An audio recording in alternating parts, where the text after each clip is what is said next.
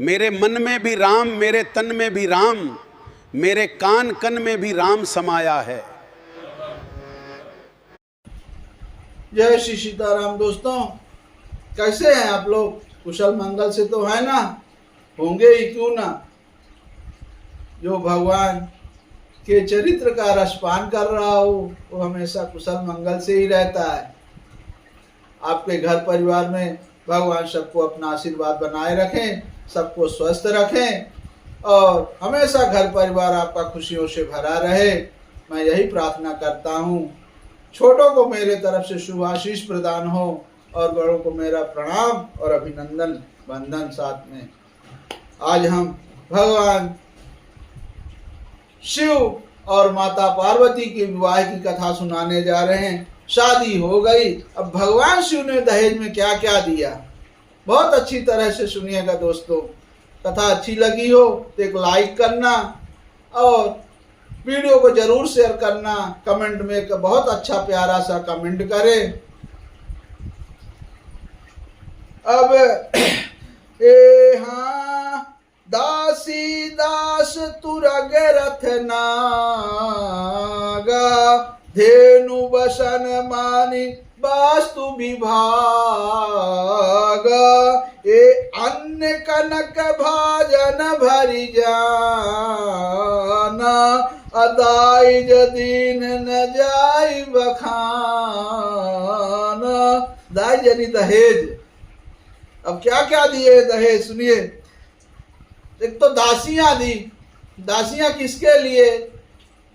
माता पार्वती की सेवा करने के लिए। और दास भी थे, दास भी दिए हैं जो उनके कार्यकर्ता थे, सेवादायक साथ में वो थे। और रथ के साथ चलेगा तो नहीं खाली रथ, उसके साथ घोड़े चाहिए तो साथ में घोड़े भी दिए। हाथी दिए और गायें बहुत सारी दी। वस्त्र अनेकों प्रकार के वस्त्र दिए और मणि आदि रत्न, साथ में रत्न बहुत सारे दिए। आज प्रकार की चीजें, अन्न दिए तथा सोने के बर्तन सब गाड़ियों में लदवाकर दहेज में दिए। ये सभी सामान उन्होंने, और तो यहाँ तुलसीदास जी ने लिखा नहीं है, यही सब लिखा है। गाड़ियां मतलब रथ घोड़े जो थे वही गाड़ियां थी, उसी गाड़ियों में कई लाद कर उन्होंने दहेज में दिए। अब उसका वर्णन हम नहीं कर सकते। यहाँ तुलसीदास जी ने, महाराज ने भी लिखा है कि जिनका वर्णन नहीं हो सकता है, क्योंकि कोई जानता नहीं, हम लोग देखे सुने नहीं। बस जो प्रभु हमारे सनातन धर्म में जो लिखा, हमारे रामायण चरित्र में, रामचरितमानस में, वही कथा हम आपको सुना रहे हैं कि दाई यदि हो बहु भांति पुण्य कर जो रही में भूधर कहो, का देऊ पूरन काम शंकर चरण पंकज गही रहो। शिव कृपा सागर ससुर कर संतोष सब भांति ही कियो, पुनि गहे पद पाथोज मैना प्रेम परिपूरन हियो। अब बहुत प्रकार का दहेज देकर फिर दोनों हाथ जोड़कर माता पार्वती के पिताजी हिमाचल ने कहा कि हे शंकर, आप पूर्ण काम है, मैं आपको क्या दे सकता हूँ? सही बात है, भगवान शिव को क्या दे सकते हैं, उनसे तो सब लेने वाले ही हैं। हम जैसे आप सभी तो प्रभु से मांगते ही है, कुछ दे क्या सकते हैं। अब इतना कहकर वे शिव जी के चरण कमल पकड़ कर रह गए।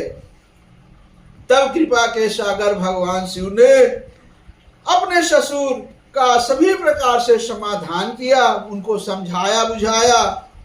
फिर प्रेम से परिपूर्ण हृदय मैना जी शिव जी के चरण कमल पकड़े और क्या कहा, क्या कह रही कि नाथ उमा मम प्राण सम गृह किंकरी करेहु, अच्छा मैं हूँ सकल अपराध अब होय प्रसन्न बर देहु। कहते हैं कि हे नाथ, यह उमा मुझे प्राणों के समान प्यारी है, आप इसे अपने घर की टहलनी बनाइए और इसके सब अपराधों को क्षमा करते रहिएगा। अब प्रसन्न होकर मुझे यही वर दीजिए। देखिए, माता मैना ने भगवान से वर मांग लिया। वर में क्या मांगा? यही कि हमारी कोमल सी पुत्री प्राणों से प्यारी है, आप इसे अपने घर की टहलनी, एकदम टहलनी आप समझते हैं, कोई वृक्ष की पेड़ एकदम कोमल वाली, उसको टहलनी बोलते हैं, वैसे तरह इसको संभाल कर रखिएगा और जो भी कुछ इससे छोटी मोटी गलती हो जाए इसे अपराध कर क्षमा कर दीजिएगा।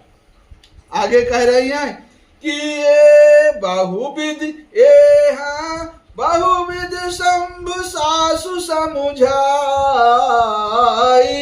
अगवनी भवन चरण सिरुनाई, अजननी उमा बोल तबलीनी, लय उषंग सुंदर सुख दीनी। अब यहाँ माता मैना अपनी पुत्री पार्वती को क्या बता रही हैं, सुनिए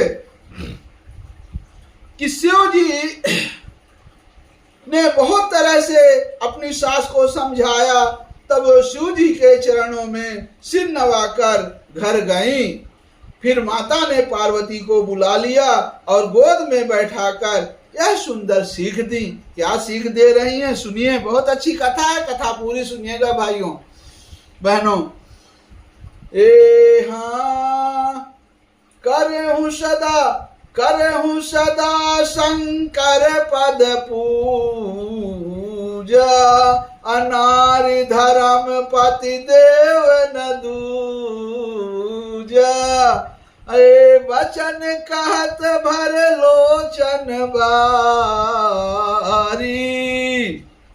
अबहुरी लाय उरलीन कुमारी। अब कह रही है पार्वती, अपनी पुत्री को समझा रही है कि तू सदा शिव जी के चरणों की पूजा करना,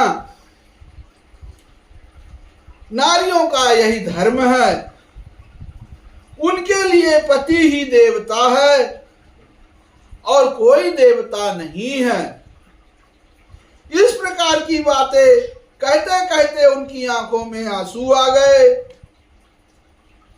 और उन्होंने कन्या को छाती से लिपटा लिया, चिपटा लिया। सुनिए आगे कथा कि ये हाँ कत विद सिजी नारी जगन माही, अपराधीन सपने सुख नाही, ये हाँ भय अति प्रेम विकल महतारी, अधीरजु कीन कुसमय विचारी। क्या कह रही? फिर बोली कि हे विधाता के जगत में, फिर बोली कि विधाता ने जगत में स्त्री जाति को क्यों पैदा किया? पराधीन को सपने में भी सुख नहीं मिलता। यो कहती हुई माता प्रेम में अत्यंत विकल हो गई और परंतु कुसमय जानकर, यानी दुख करने का अवसर ना जानकर उन्होंने धीरज धरा। आगे है कि ये हाँ पुण्य पुण्य मिलति परति गहि चरना, परम प्रेम कछु जाई न वरना, ये हाँ सब नारी न मिली भेंट भवानी, अजाई जननी उर पुनि लपेटानी। अब मैना बार बार मिलती है अपनी पुत्री से और पार्वती के चरणों को पकड़कर गिर पड़ती हैं। बड़ा ही प्रेम है, कुछ वर्णन नहीं किया जा सकता। भवानी सब स्त्रियों से मिल भेंट कर फिर अपनी माता के हृदय से जा लिपटती हैं। ए जननी है बहुर मिली चली, उचित आशीष सब काहू दई, फिर बिलोकत मातु तन सब, तब सखी लय शिव पही गई, जाचक सकल संतोषी शंकर, उमा सहित भवन चले, सब अमर हर से सुमन बरसी, निशान नभ बाजे भले। अब माता जी पार्वती जी ने माता से फिर मिलकर चली। सब किसी ने उन्हें योग्य आशीर्वाद दिए। पार्वती जी फिरकर माता की ओर देखती जाती हैं। तब सखियां उन्हें शिव जी के पास ले गई। महादेव जी सब याचकों को संतुष्ट कर पार्वती के साथ घर यानी कैलाश को चले। सब देवता प्रसन्न होकर फूलों की वर्षा करने लगे और आकाश से सुंदर नगाड़े बाजे बजने लगे। बहुत दर्द भरा जब बेटी की विदाई होती है उस समय कहते हैं कि घर घर के हर सभी सामान, आंगन, यहाँ तक कि घर की दीवारें भी रोने लगती हैं।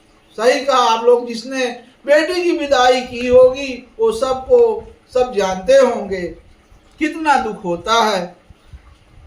ए चले संग हिमवंतु तब पहुँचावन अति है, अविविध भांति परितोष करी, विदा कीन वृष के। तब हिमवान अत्यंत प्रेम में शिव जी को पहुंचाने के लिए साथ चले। अब वृषकेतु शिव जी ने बहुत तरह से उन्हें संतोष कराकर विदा किया। तुरत भवन आए गिरिराई, असकल शैल सर लिए बोलाई,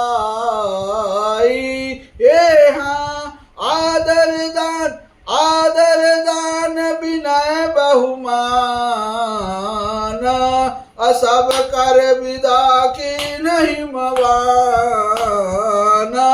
अब क्या हुआ, पर्वतराज हिमाचल तुरंत अपने घर आए। उन्होंने सब पर्वतों और सरोवरों को भी बुलाया था। हिमवान ने आदर, दान, विनय और बहुत सम्मान पूर्वक सबकी विदाई की। जब ही शंभु कैलाश आए, असुर सब निज निज लोक सिधाए। जगत मातु पितु शंभु भवानी, अतहि सिंगारु न कहूं बखानी। अब क्या हुआ, जब शिव जी कैलाश पर्वत पर पहुंचे तब सब देवता अपने अपने लोकों को चले गए। तुलसीदास जी कहते हैं कि पार्वती और शिव जी जगत के माता पिता हैं, इसीलिए मैं उनके श्रृंगार का वर्णन नहीं कर सकता। बहुत सही कहे हैं। यहाँ हम जैसे मानस तुच्छ नहीं है कि किसी के लिए बोल दे। वो तो जगत के माता पिता हैं, उनके बारे में कुछ सोचना और विचारना नहीं है। ये आगे है कि कराही विविध विधि भोग विलासा, गणन समेत बसहि कैलासा। हर गिरजा बिहार नित नयऊ, अयहि विध विपुल काल चल गयऊ। अब क्या हुआ कि शिव पार्वती जी विभिन्न प्रकार के भोग विलास करते हुए अपने गणों सहित कैलाश पर रहने लगे। वे नित्य नए विहार करते थे। इस प्रकार बहुत समय बीत गया। तब जन्म उखट बदन कुमारा, तारुक असुर समर जहि मारा। अगम निगम प्रसिद्ध पुराना, असन मुख जन्म सकल जग जाना। सुनिए कि तब 6 मुख वाले पुत्र स्वामी कार्तिकेय का जन्म हुआ, जिन्होंने बड़े होने पर युद्ध में तारकासुर को मारा। तारकासुर को कोई नहीं मार सकता था। भगवान शिव और माता पार्वती की जो तेज से उत्पन्न होगा पुत्र, वही उसको मार सकता था, क्योंकि ब्रह्मा जी ने उसको ऐसा वरदान दिया हुआ है। तो सभी देवता लोग, एक कहानी पीछे की कथा में हमने सुनाया है, जरूर सुनिएगा। काम है देव को तब देवता लोग प्रसन्न करके, उससे खुश करके भगवान शिव की तपस्या भंग करके, वो क्या तपस्या भंग करेंगे, वो खुद भस्म हो गए। अब आगे है कि जगु जान शन मुख जन्म कर्म प्रताप पुरुषारथु महा, तही हेतु मैं वृषकेत सुत कर चरित संक्षेप ही कहा। यह उमा शंभु विवाहु जे नर नार कहीं जे गावहीं। बहुत सुंदर लिखाया भाइयों कि यह उमा शंभु विवाह जे नर नारी कहीं जे गावहीं, कल्याण काज विवाह मंगल सर्वदा सुख पावहीं। जो यह कथा सुनेगा हमेशा उसे सर्वदा मंगल सर्वदा सुख मिलेगा। अब खड़ानन मतलब स्वामी कार्तिकेय का नाम है। वे उनके जन्म कर्म प्रताप और महान पुरुषार्थ को सारा जगत जानता है, इसलिए मैं वृषकेतु शिव जी के पुत्र का चरित्र संक्षेप में ही कह रहा है कि शिव पार्वती विवाह की इस कथा को जो भी स्त्री पुरुष सुनेगा और गाएगा, वे कल्याणों के कार्यों और विवाह आदि मंगलों में सदा सुख पावेगा।